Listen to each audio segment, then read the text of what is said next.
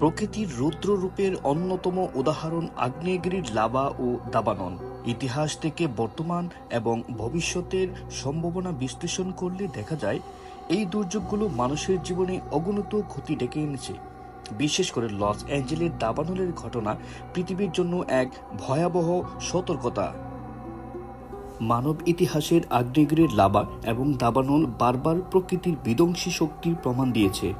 প্রাচীন পম্পেই নগরী ধ্বংস ৭৯ খ্রিস্টাব্দ থেকে শুরু করে ১৮১৫ সালে ইন্দোনেশিয়ার থাম্বোরা আগ্নেয়গিরির অগ্নুৎপাত, যা সারা বিশ্বে গ্রীষ্মহীন বছর হিসেবে পরিচিতি দিয়েছিল। এগুলো প্রমাণ করে কিভাবে লাভা ও আগুন সভ্যতাকে ধ্বংস করেছে। ১৮৭১ সালে শিকাগোতে গ্রেট ফায়ার শহরে বড় অংশ ধ্বংস করেছিল।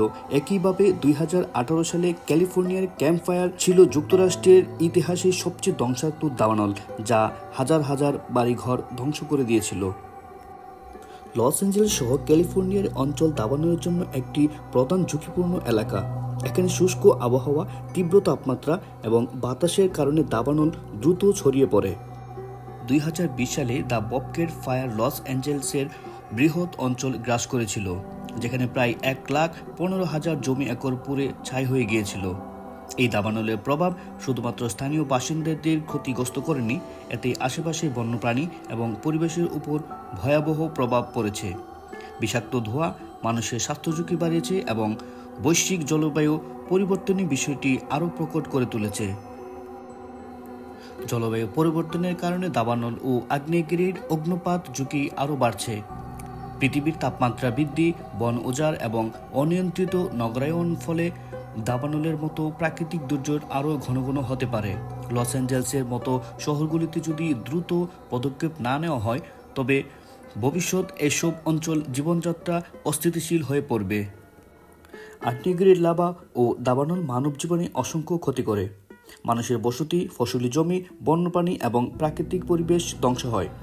২০১৮ সালে ক্যালিফোর্নিয়া দাবানলে প্রায় ৮৮ জন মানুষ প্রাণ হারিয়েছিল এবং প্রায় $1.6 বিলিয়ন আর্থিক ক্ষতি হয়েছিল।